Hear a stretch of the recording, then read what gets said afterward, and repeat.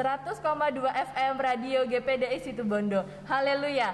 Selamat pagi para pendengar setia Radio GPDI Situbondo. Kita bertemu kembali dalam acara kesayangan kita.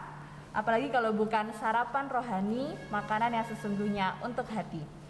Pagi hari ini sudah ada bersama dengan kita Tante Eli. Selamat tahun baru Tante Eli. Selamat tahun baru Apa Dinda. kabar? Luar biasa. Puji Tuhan. Selama beberapa menit ke depan kita akan bersama-sama menerima berkat firman Tuhan yang akan dibagikan oleh Tante Eli. Tante Eli dipersilahkan. Ya, terima kasih Dinda buat waktunya. Selamat pagi Bapak Ibu, saudara-saudari yang dikasihi Tuhan. Kembali saya akan membagikan renungan sarapan pagi saat ini dengan judul Hubungan yang Dipulihkan. Hubungan yang dipulihkan. Berbicara tentang hubungan, ini sangat luas ya. Tapi saat pagi ini kita mau belajar bersama berdasarkan kebenaran firman Tuhan. Dalam kitab Kejadian pasal 25 sampai pasal 27 dikisahkan tentang anak-anak Ishak, yaitu Yakub dan Esau. Mereka adalah anak kembar. Mereka tumbuh besar. Ishak lebih mengasihi Esau daripada Yakub, sebab Esau senang berburu dan Ishak suka makan daging buruan tersebut. Sedangkan Ribka lebih kasih kepada Yakub. Kisah ini tidak asing lagi bagi kita ya. Pada suatu saat Esau yang sedang kelaparan, dia menjual hak kesulungannya kepada Yakub dengan semangkuk masakan kacang merah. Dan dengan upaya dari Ribka, ibunya, dengan bantuan Ribka, maka yang diberkati Ishak sebagai anak sulung adalah Yakub. Esau menaruh dendam pada Yakub, timbul niat untuk membunuh. Ribka yang mengetahui hal ini menyuruh Yakub pergi ke rumah Laban, yaitu paman Yakub. Kita melihat hubungan yang hancur antara Esau dan Yakub. Hancur dan rusak. Tapi kalau kita baca ayat-ayat selanjutnya, akhirnya Esau dan Yakub berdamai, puji Tuhan. Yakub sangat takut saat ia ingin kembali ke negerinya. Tapi karena Tuhan yang berfirman, maka ia taat. Kita akan baca di dalam Kejadian 32 ayat 9 sampai 12. Kemudian berkatalah Yakub, Ya Allah nenekku Abraham dan Allah ayahku Ishak, ya Tuhan yang telah berfirman kepadaku, pulanglah ke negerimu serta kepada sanak saudaramu, dan aku akan berbuat baik kepadamu. Sekali-kali aku tidak layak untuk menerima segala kasih dan kesetiaan yang engkau tunjukkan kepada hambamu ini, sebab aku membawa hanya tongkatku ini waktu aku menyeberangi sungai Yordan ini. Tetapi sekarang telah menjadi 2 pasukan. Lepaskanlah kiranya aku dari tangan kakakku, dari tangan Esau, sebab aku takut kepadanya. Jangan-jangan ia datang membunuh aku, juga ibu-ibu dengan anak-anakku. Ayat yang ke-12, bukankah engkau telah berfirman, tentu aku akan berbuat baik kepadamu dan menjadikan keturunanmu sebagai pasir di laut, yang karena banyaknya tidak dapat dihitung. Amin. Nah, jadi ceritanya Yakub dikasih firman Tuhan untuk kembali ke negerinya. Tetapi Yakub takut sekali bertemu Esau karena kejadian yang lampau. Tetapi bersyukur Yakub taat. Ia berangkat bersama keluarga dan orang-orangnya.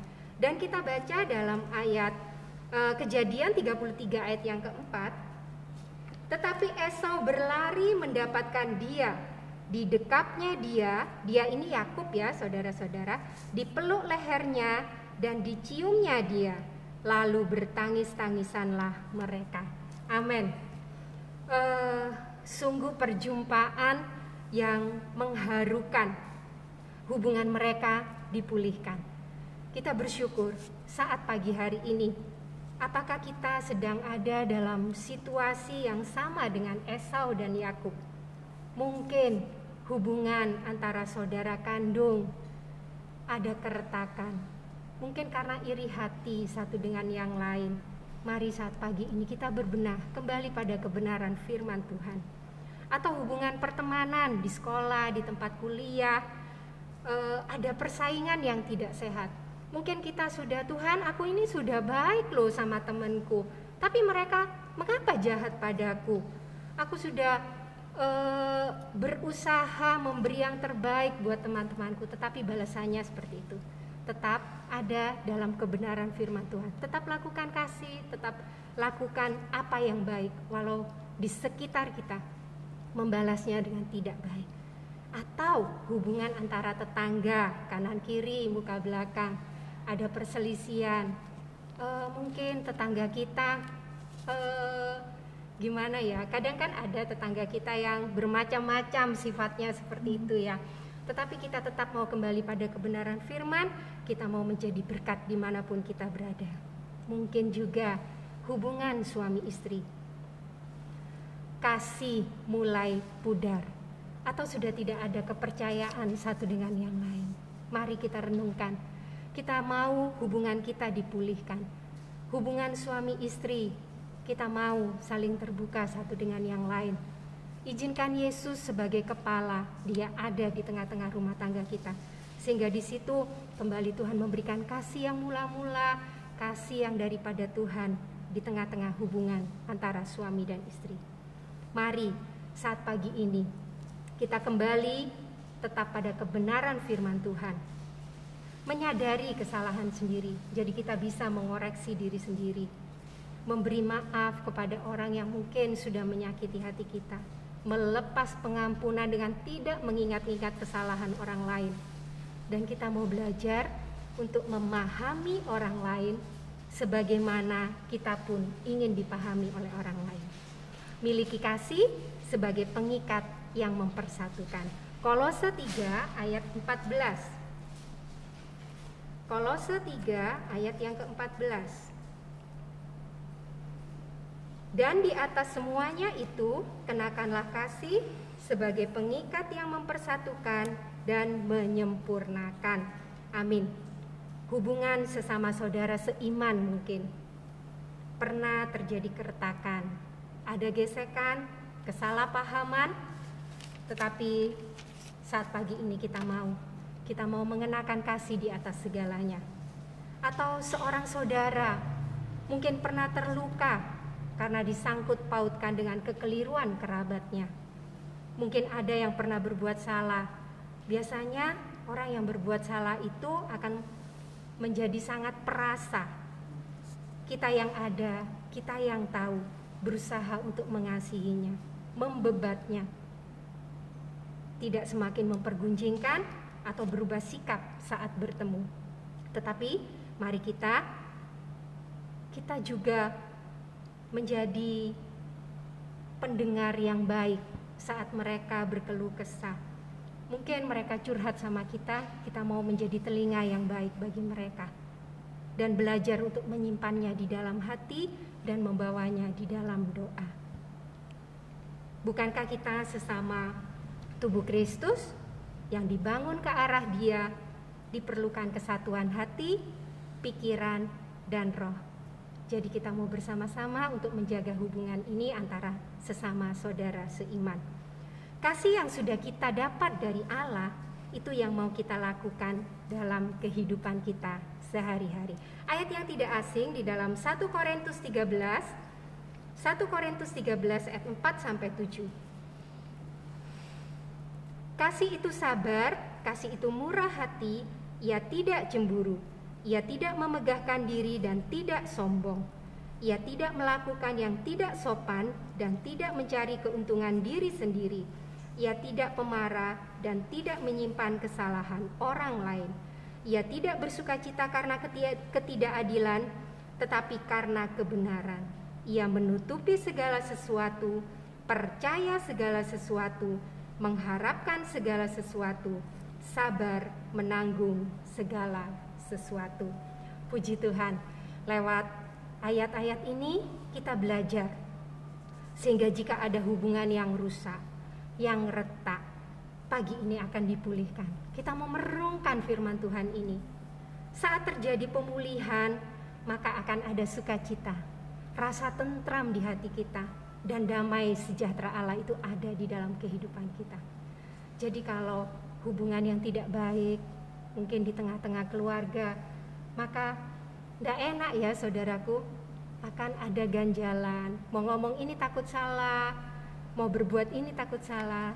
Sebab itu kita mau belajar untuk membereskannya.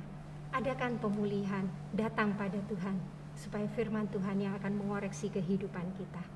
Di akhir renungan ini, mari kita kembali ingat mengapa Yesus turun dari surga menjadi manusia. Itu adalah hal yang dikerjakan oleh Tuhan Yesus untuk apa? Untuk memulihkan hubungan antara Allah yang terputus karena dosa dengan manusia. Jadi kalau kita bayangkan ya, betapa Tuhan mengasihi manusia sampai dia turun ke dalam dunia untuk apa? Memulihkan keadaan, memulihkan hubungan antara manusia dengan Allah. Puji Tuhan, Tuhan kita begitu mengasihi kehidupan kita. Dia sangat memperhatikan tentang hubungan. Begitu pula saat pagi hari ini, lewat renungan firman ini, mari kita belajar, kita mau menjaga hubungan kita dengan sesama dan hubungan kita dengan Tuhan Yesus. Sehingga di situ kita akan merasakan kasih Tuhan yang mengalir, itu yang kita alirkan buat sesama kita, orang-orang di sekitar kita. Amin. Itu renungan yang bisa saya sampaikan, Dinda. Ya, puji Tuhan. Terima kasih Tante Eli untuk berkat firman Tuhan yang disampaikan. Sama-sama. Saya sendiri merasa sangat-sangat terberkati. Amin. Salah satu kunci untuk membuat hubungan kita yang mungkin awalnya hancur atau rusak dengan orang-orang sekitar kita adalah kita harus memiliki kasih Allah. Ya. Kita juga harus punya hati yang mau dikoreksi oleh Tuhan. Amen. Kita harus taat ketika Tuhan memerintahkan kita untuk mengampuni orang itu, atau mungkin untuk bertemu dengan orang itu, karena ya hanya Tuhan saja yang tahu yang terbaik untuk memulihkan hubungan kita dengan orang-orang di sekitar kita. Ya, terima kasih untuk para pendengar setia yang sudah mendengarkan sarapan pada pagi hari ini. Kami ucapkan selamat pagi, selamat beraktivitas. Tuhan Yesus memberkati.